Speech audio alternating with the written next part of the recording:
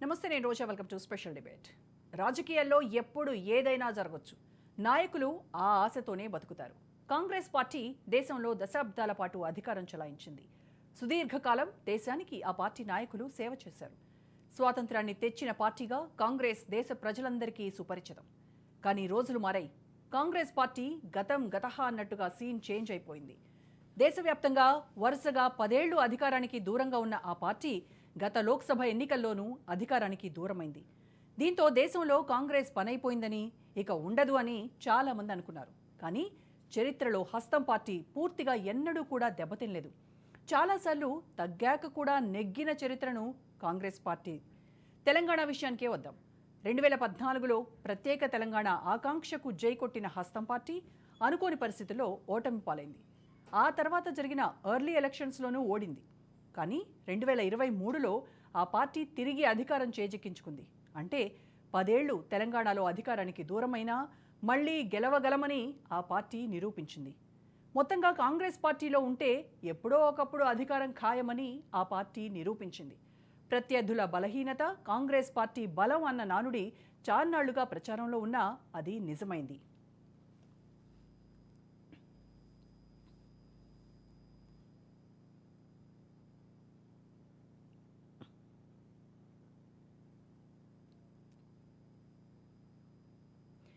ఇప్పుడు ఈ ఉపోద్ఘాతమంతా ఎందుకనేగా మీ డౌట్?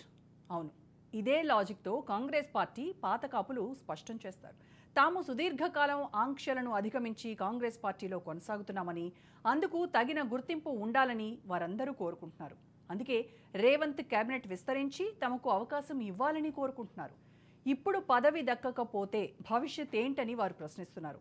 అందుకే మంత్రి పదవి కోసం చాలామంది ఆశపడుతున్నారు, పైరవీలు చేసుకుంటున్నారు. ఒక్క ఛాన్స్ ప్లీజ్ అంటూ ఇటు రేవంత్ అటు హైకమాండ్ను వేడుకుంటూ ఉన్నారు. ప్రసన్నం చేసుకునే పనిలో ఉన్నారు. రేవంత్ క్యాబినెట్లో మొత్తం 18 మందికి అవకాశం ఉండగా ఇప్పటికే 12 మంది ఉన్నారు. ఇంకా 6గురికి అవకాశం ఉంది. 6 డజన్ మందికి అవకాశం ఉంటే డజన్ మందికి పైగా ఆశావహులు మంత్రి పదవి రేసులో ఉన్నారు.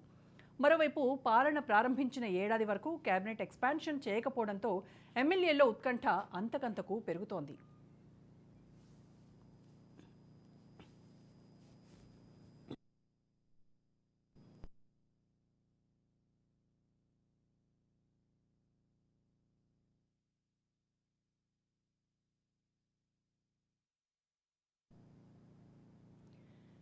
మరోవైపు కీలక శాఖలు సీఎం వద్దనే ఉండటంపై విమర్శలు రేగుతున్నాయి. ముఖ్యంగా హోంశాఖ, విద్యాశాఖ, మున్సిపల్ అడ్మినిస్ట్రేషన్ శాఖలను సీఎం రేవంత్ రెడ్డి డీల్ చేస్తున్నారు.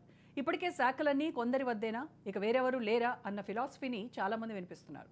ఈ నేపథ్యంలో కాంగ్రెస్ హైకమాండ్ ఎలాంటి నిర్ణయం తీసుకుంటుందో చూడాలి. ఇక మరోవైపు విపక్షాలు సైతం పెద్ద ఎత్తున కాంగ్రెస్ తీరును తప్పుపడుతున్నాయి.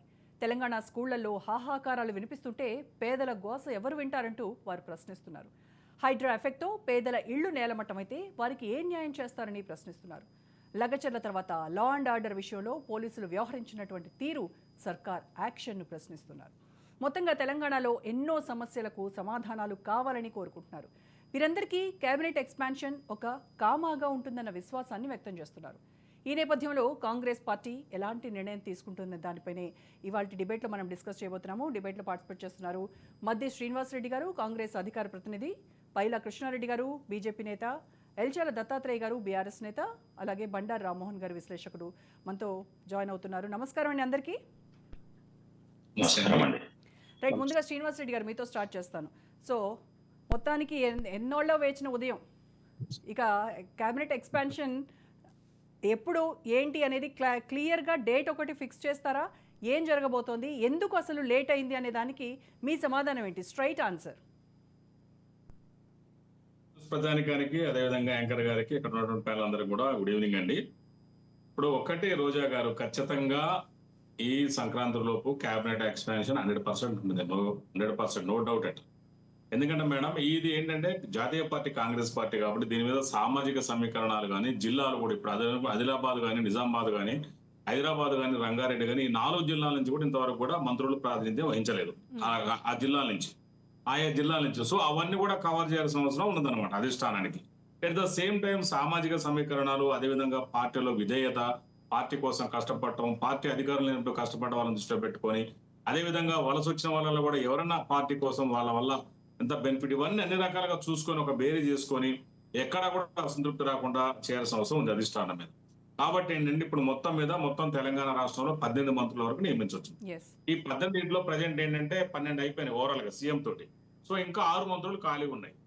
నేను అనుకోవడం ఏంటంటే ఒక ఫస్ట్ అయితే ఒక నలుగురిని అయితే నియమిస్తున్నట్టయితే ఒక నమ్మకం ఉన్నది మేడం. అది రెండింటిని ఏమైనా పెండింగ్ పెడితే పెట్టొచ్చు, నేను అనుకోవడం నా పర్సనల్ ఒపీనియన్. అంటే అసలు ఇప్పటికే 1 ఇయర్ లేట్ అయింది అనేటువంటి ఇది నడుస్తూ ఉంటే మళ్ళీ 6లో ఒక 4 మళ్ళీ ఇంకొక దఫాలో ఇంకొక 2 అంటారా? ఇవన్నీ కూడా ఈక్వేషన్స్ ఉన్నాయి మేడం. దీంట్లో ఈక్వేషన్స్ అవన్నీ ఉన్నాయి. ఆ ఈక్వేషన్స్ అన్ని దృష్టిలో పెట్టుకొని ఇవన్నీ నియామకాలు జరుగుతున్నాయి. ఇవన్నీ ఖచ్చితంగా ఈ ఈ అంటే మనం సంక్రాంతి వరకు ఒక శుభవార్త 100% వినొచ్చు. లేదంటే డిసెంబర్ లాస్ట్ వరకు ఉండడానికి కూడా చాలా అవకాశం ఉంది. ఆ విధంగానే కేంద్రం కానీ అంటే మా సెంట్రల్ ఏదైతే ఉందో ఆ అధినాయకత్వం కానీ ఇక్కడ మా రేవంత్ రెడ్డి గారు కావచ్చు, మహేష్ అన్న కావచ్చు, వీళ్ళందరూ కూడా దీనికి సంబంధించిన చర్చలు జరుగుతూ ఉన్నాయి. ఇది ఖచ్చితంగా ఒక నిర్ణయం అయితే రావడానికి అవకాశం ఉంది మేడం. ఎందుకంటే ఇప్పుడు 1 ఇయర్ కూడా అయిపోయింది కాబట్టి ఆ లెక్క ప్రకారం చూసుకున్నప్పుడు ఇప్పుడు ఖచ్చితంగా ఆ నియామకాలు జరగడానికి అవకాశం ఉంది. ఇప్పుడు ప్రాంతీయ పార్టీలా కాదు రోజా గారు. ఇప్పుడు మాది ఏంటంటే మీరు ఇందాక చెప్పారు, ఇంట్రడక్షన్ లో చెప్పారు కాంగ్రెస్ పార్టీ రకరకాలైన. కాంగ్రెస్ పార్టీకి ఓటముల గెలుపులు కొత్త కాదు. కాంగ్రెస్ పార్టీ అసేతు హిమాచలం, ఇది జీవనది లాంటిది, ఎప్పుడు ఉంటది ఈ పార్టీ. ఒకరోజు పోయేది కాదు, ఒకరోజు వచ్చేది కాదు. పర్యావరణ ఉంటది. పార్టీ అధికారంలో ఉండాలి కదా అని చెప్పేసి ఆవేశపడో ఆతృతపడో ఆర్భాటంగా చేసేది కాదు. మంత్రి పదవులు కావచ్చు, టికెట్లు కావచ్చు, ఏదైనా కూడా చాలా సిస్టమేటిక్ గా ఆ ఫిల్టరేషన్ కానీ వడపోత కానీ చాలా క్రమ పద్ధతిలో జరుగుతుంది దీంట్లో.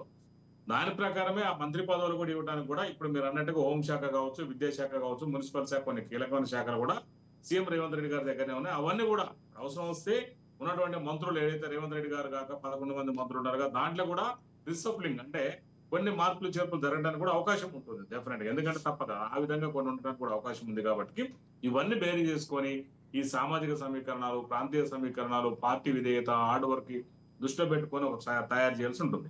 కేసీఆర్ గారు ఎట్లుంటది మేడం, రోజా గారు ఎట్లుంటది అంటే ఆయన ఇష్టం. ఎవరంటే వాళ్ళు, నువ్వు మంత్రి అంటే నువ్వు మంత్రి, నువ్వు కంత్రి అంటే నువ్వు కంత్రి. కానీ ఇక్కడ కాంగ్రెస్ పార్టీ ఉండదు. ఎన్నో అంచనాలు, ఎన్నో లెక్కలు, ఎన్నో పత్రాల ప్రకారం దీంట్లో నియామకాలు కానీ ఇలాంటి జరుగుతూ ఉంటాయి దీంట్లో. సో దానికోసం కొంత లేట్ జరుగుతున్నమాట యథార్థమే. మనం గతంలో కూడా చూసాం. ఆ రోజు కూడా మరి కేసీఆర్ గారు కూడా ఒకేసారి వేయలేకపోయారు. ఎట్ ద సేమ్ టైం మహిళలకు కూడా తగిన ప్రాధాన్యత వేయలేకపోయారు. అలా మనం చూసాము. కానీ మేము కేసీఆర్ గారి పాలనలో కూడా ఈ కేబినెట్ ఎక్స్పాన్షన్ లేట్ అయిందని చెప్పేసి మీరు నానా యాగి చేశారు. మరి ఇప్పుడు మీరు చేసేది కూడా అదే కదా? నానా యాగి మేడం, మీరు ఒకరు చూడండి. ఆయన సొంత పార్టీ, ఆయన ఇష్టంగా మేడం, ఆయనకు మాకు సంబంధమే లేదు. ఇది జాతీయ పార్టీ. మీరే చెప్పారు ఇంట్రడక్షన్ లో, జాతీయ పార్టీ రూల్స్ కానీ ఇంట్రడక్షన్. ఇది ఏంటి వాళ్ళది ఓన్ పార్టీ, ఇది సొంత బ్రాండ్ బ్యాండ్ వాళ్ళది. మాది అట్ట కాదు కదా. అంటే నేషనల్ లెవెల్లో కానీ స్టేట్ లెవెల్లో కానీ ఈ ఇంపాక్ట్ వేరే ఎంటైర్ ఇండియా లెవెల్ ఆలోచించి నియామకాలు చేయాల్సి వస్తుందని చాలా స్పష్టంగా తెలియజేస్తుంది. ఇప్పుడు ఆయన కూడా నియమించినప్పుడు మహిళల్ని నియమించలేదు. మరి మీ వరంగల్ జిల్లా కొండా సురేఖ గారిని బీసీ మహిళను, అదేవిధంగా ఒక ఆదివాసీ గిరిజన మహిళ సీతక్క గారిని కూడా పెట్టడం జరిగింది. అంటే అన్ని రకాలుగా చూడండి ఎంత ఆలోచన ఉందో దీంట్లో.